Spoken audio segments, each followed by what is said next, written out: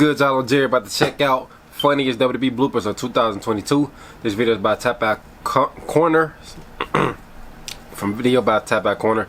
The bloopers, funniest bloopers of 2022 would have to be some of the stuff that was off camera, especially with the bloodline when Jey Uso was doing his thing and stuff, and especially now that they got Sammy involved with the storyline. And I feel like just every take they have to do at least about probably three or four takes filming those segments, man. So we about to hop into the video. We're on the road to 2K subscribers, so let's go. WWE wrestlers are professionals, but even they make mistakes from time to time. They do. Often, they're pretty funny. Damn, I ain't never seen that. Braun Strowman. One of the best returns of 2022 was the Monster Among Men. Strowman left a path of destruction upon returning to WWE, but he didn't exactly get started on the right foot. Braun charged up the Strowman Express, but the train ended up derailing when the big man tripped and fell to the ground. Strowman recovered quickly, and it all ended fine. I ain't never seen but that. It was funny. Why? I didn't see him slip up during when he his came back. Comeback. However, first match Strowman's back. blooper was way less embarrassing compared to Kofi Kingston's. Kofi is the master of coming up with creative ways to avoid elimination in the Royal Rumble. However, he started to have some mishaps, like when he slipped and smashed his ribs into the ring post at the 2017 Royal Rumble, I think I remember or the that. botched save with Xavier Woods in the 2019 match. Oh. At least Kofi avoided elimination in did. both of those incidents, but not so much in the 2022 Royal Rumble. I thought that shit was Kingston playing. came in like a house of fire, but got shoved off the top rope by Kevin Owens. Oh. Kofi was supposed to avoid elimination by grabbing the barricade, but unfortunately, both of Kofi's feet hit the floor. Man. WWE had no choice but to go off script, and thus Kingston was eliminated in 21 seconds. After losing a fatal five-way match the previous week, Sami Zayn met with Roman and the Usos to redeem himself.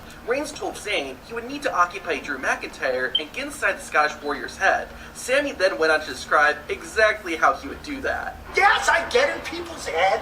I make myself comfortable in there. I'm doing a little dance. You can't.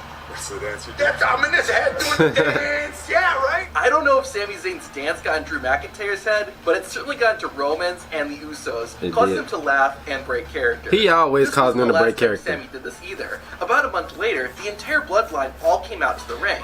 Jey Uso began to lash out at Sami Zayn, leading to a tense stare-down between Roman and one half of the Unified Tag Team Champions. Sami managed to defuse the situation, but did his job a bit too well. Lately, he just hasn't been very oozy.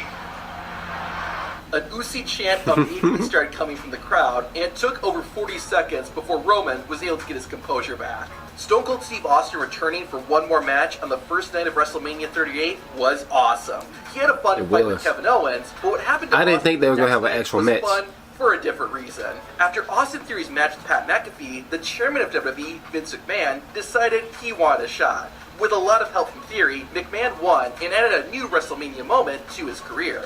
Unfortunately for Mr. McMahon, his moment didn't end there. Vince's old rival, Stone Cold Steve Austin, came storming out and unleashed a can of you-know-what on Austin Theory. Of course, Austin wasn't leaving the ring without giving McMahon a stunner, but Vince, for whatever reason, stumbled around the ring, leading to a very awkward Stone Cold stunner. I guess some things just never change. Nope. Also, it was funny. Vince really could never do the stunner. He could never sell it. I feel bad for Otis with this blooper, but I have to include it. In January 2022, the Raw Tag Team Champions, Chad Gable and Otis, faced Randy Orton and Matt Riddle. They tag teams before? I don't even remember that. Academic Challenge. If RK Bro won, they'd get a championship rematch against Gable and Otis. The first part of the challenge was a spelling bee, and Otis started it off. The big man was tasked with spelling the word Emmental, which is a type of cheese.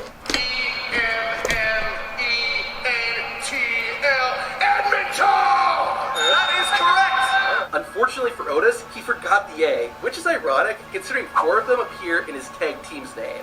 I always kind of like the 24/7 championship, but even I will say it ran its its course. Welcome. Thankfully, WWE finally decided to retire the belt, but it led to a hilarious blooper. She did that live on Raw. She missed the whole dumpster, whole trash can, I mean. On the line. Cross won the match and the belt after about a 2-minute fight. Shortly after that, this happened. Why is she looking in the air? Cross tried to throw the 24/7 title in the trash, but missed. There's something kind of poetic about this being the final image of that championship. WWE might be a multi-billion-dollar company, but its product department needs an increased budget. Why do I say that? Well, let's look at the main event of the July 8th, 2022 SmackDown. Drew McIntyre faced Butch with Sheamus and Rich Holland at ringside. Despite the odds, McIntyre won the match. Sheamus, though, tried to get a piece of the Scottish Warrior. He cut the ropes. I remember that. Swing and cutting the top rope in half. It turns out WWE's ropes put up quite the fight because Drew's sword, Angela, bent. Damn. Ironically, this isn't the first time Drew has had a weapons malfunction. He poked his eye, so.